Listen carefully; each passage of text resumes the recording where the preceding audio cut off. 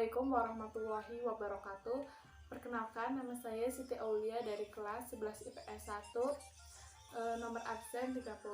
Di video ini saya akan menjelaskan tentang materi bab 1, yaitu perencanaan usaha kerajinan dari bahan limbah berbentuk bangun ruang. Berikut penjelasannya. Yang pertama, bab 1, perencanaan usaha kerajinan dari bahan limbah berbentuk bangun ruang. Peta konsep ya. Yang pertama itu ada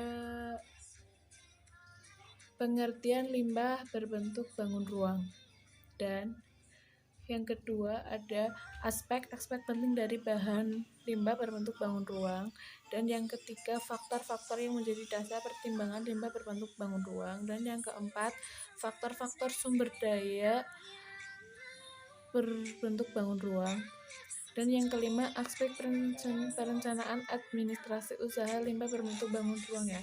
Yang ada yang pertama itu pengertian limbah berbentuk bangun ruang adalah limbah berbentuk bangun yang berdiri tiga, yaitu bahan limbah yang memiliki volume ruang sehingga limbah tersebut dapat berdiri serta memiliki volume satu ruangan, contohnya limbah kayu, limbah botol, dan lain-lain.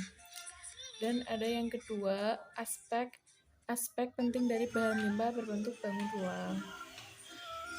Yang pertama ada ide dan peluang usaha kerajinan, sumber daya yang dibutuhkan, perencanaan administrasi usaha, dan perencanaan pemasaran usaha.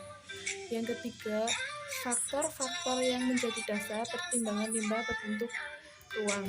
Yang pertama itu ada faktor keuntungan, faktor pengusaha teknis, faktor pemasaran, dan faktor modal, faktor risiko, faktor persaingan, serta faktor bahan baku, faktor tenaga kerja, faktor fasilitas, dan kemudahan faktor manajemen.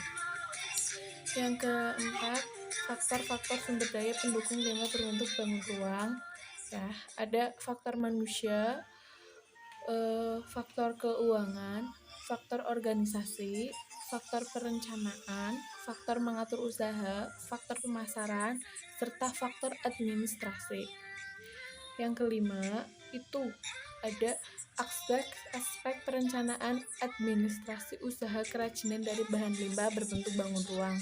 Ada mengurus izin usaha, penetapan besarnya retribusi, surat izin perdagangan, pengurusan usaha, tanda daftar perusahaan, dan analisis mengenai dampak lingkungan atau AMDAL. Sampai di sini ya. Terima kasih. Sekian dan terima kasih. Semoga di video ini bisa bermanfaat.